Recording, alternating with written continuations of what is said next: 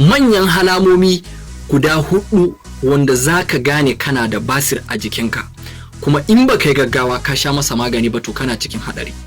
Na 4, kai sharing wannan bidiyon idan ka ci karo da shi domin yan uwanka su amfana, kamar yadda in kai hakuri a yanzu kai ma zaka amfana.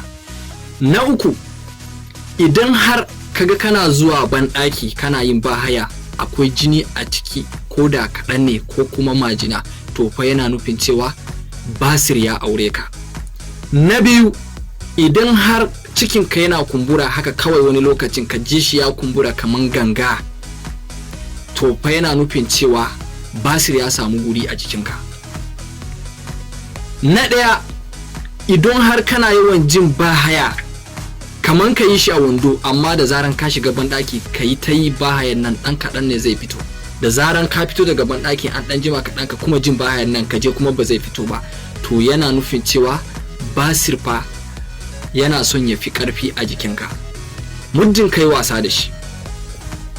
Abubuwan da za ka kiyaye domin basir ba zai kama ka ba, ko kuma in kana da shi ba zai illa a jikinka ba, su ne zan lissafo guda 3 ƙwarara.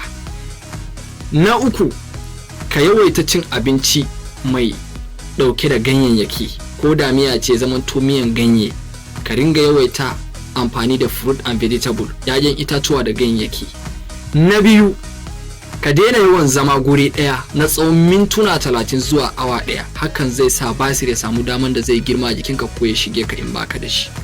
Na 1, idan har kana yawan cin abinci mai danko, hakan zai ba ma daman basir da zai girma a jikinka, ko kuma in kana da shi ya illata ka, kamar irin yawan cin doya, dankali, biredi, cincin, dan wake, taliya da makamantan wannan abinci mai danko irin su indomie da sauransu wanda ba sa narkewa da wuri. So hakan zai sa bahayan ka yi tauri, kuma basir in yana jikinka zai samu daman da zai ringa haɓaka. Idan ma baka da shi, wannan zai ja maka basir a jikinka.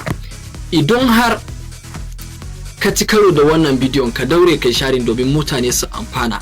In ko kana da wannan basir, ina mai baka shawara ka duba ga irin kalan magungunan da ya kamata kai amfani da su domin ka rabu da wannan basir din naka. Idan har kana bukatun wannan magungunan, so ka yi mini magana a WhatsApp. Akwai nambobin wayana na WhatsApp a bio dina a yanzu. A ko a wace ƙasa ke, za mu tura maka wannan magungunan kuma za su je har gare ka, kowace ƙasa kake. Haka zalika a kowane jiha kake a cikin ƙasar ku, za mu tura maka wannan magungunan kuma za su zo har inda kake. Mu ne za mu biya kuɗin transport na wannan magungunan, matukar za ka iya ka saye su, kuma insha Allahu za mu tura maka su. Kuma in dai kai amfani da waɗannan magungunan, insha Allahu in dai basir ne, to insha Allahu za ka rabu da wannan basir ɗin. In ka sha wannan magungunan ka ga baka rabu da wannan basir ɗin ba, to alhaji wannan basir ɗin to ina ga asiri aka yi maka da shi.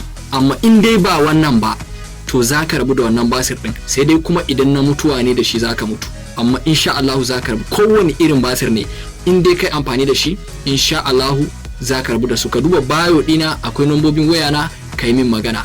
Dr. Suleiman ki magana. Mai tambaya ya shiga comment ya tambayarsa, insha Allahu duk cutar da kake da shi a duniyar Allah nan muna da maganin ta.